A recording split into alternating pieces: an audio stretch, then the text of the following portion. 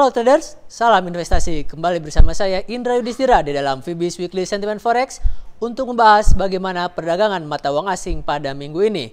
Sebelumnya mari kita review dulu beberapa perkembangan pada minggu lalu, di mana untuk perdagangan euro terhadap dolar Amerika Serikat secara umum mengalami pelemahan. Dapat kita lihat pada chart, di mana pada minggu lalu euro tampak bergerak di dalam pola channeling down, dan dapat kita lihat juga bahwa terjadinya suatu pelemahan euro terhadap dolar Amerika Serikat ini terjadi sekitar minus 1,28%.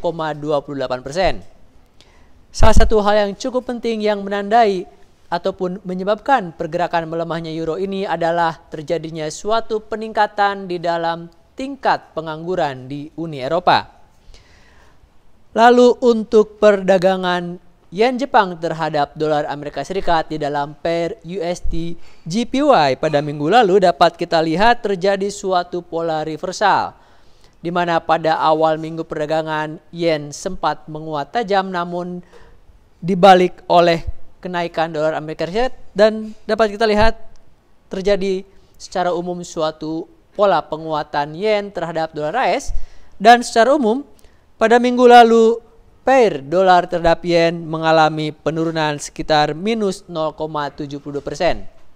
Salah satu hal yang menyebabkan terjadinya penguatan yen Jepang terhadap dolar AS ini adalah yang pertama, adanya laporan suatu kinerja positif pada sektor konsumsi Jepang, dan adanya laporan suatu peningkatan pada household spending.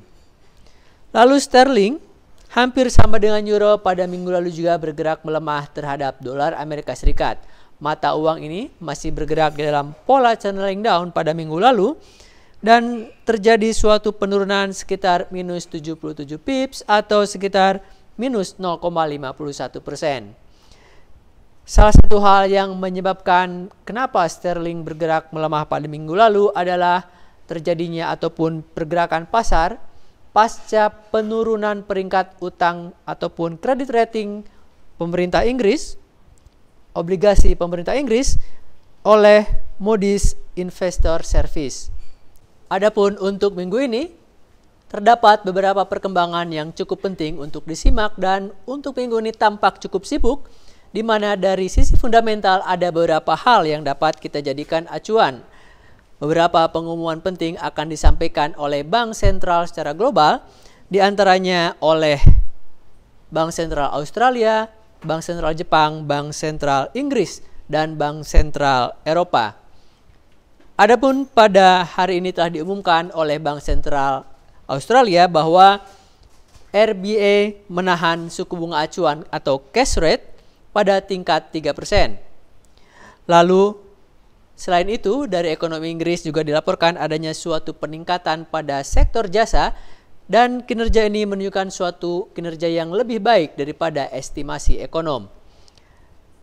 Lalu European Central Bank pada minggu ini akan mengumumkan suku bunga acuan yang diduga oleh sejumlah ekonom masih akan ditahan di tingkat 0,75%.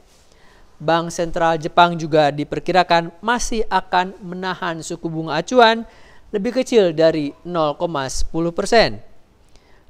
Lalu dari Inggris, Bank of England dikabarkan akan mengumumkan bagaimana kebijakan selanjutnya bank sentral tersebut terhadap program Asset Purchase Facility yang diduga masih akan ditahan di angka 375 miliar pound sterling.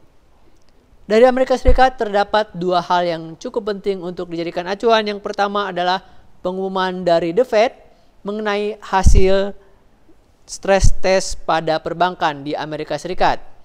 Lalu berikutnya adalah laporan mengenai Non-Farm Employment Change atau NFP yang diperkirakan akan menunjukkan suatu peningkatan yang tipis pada sektor tenaga kerja Amerika Serikat.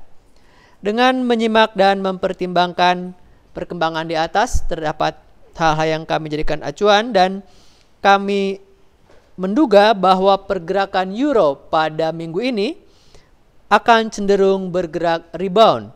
Kisaran 1.2900 diperkirakan sebagai kisaran support yang cukup kuat, Lalu 1.3260 diperkirakan sebagai kisaran resistance yang cukup kuat. Seperti yang telah saya kemukakan sebelumnya, sentimen kami untuk euro pada minggu ini adalah bahwa mata uang ini akan rebound menguat setelah pada minggu lalu bergerak melemah. Berikutnya adalah pada perdagangan dolar terhadap yen. Kami perkirakan bahwa kisaran support dan resisten masih sama dengan minggu lalu, di mana 90,28 diperkirakan sebagai kisaran support yang cukup kuat dan 93,12 sebagai kisaran resistance yang cukup kuat.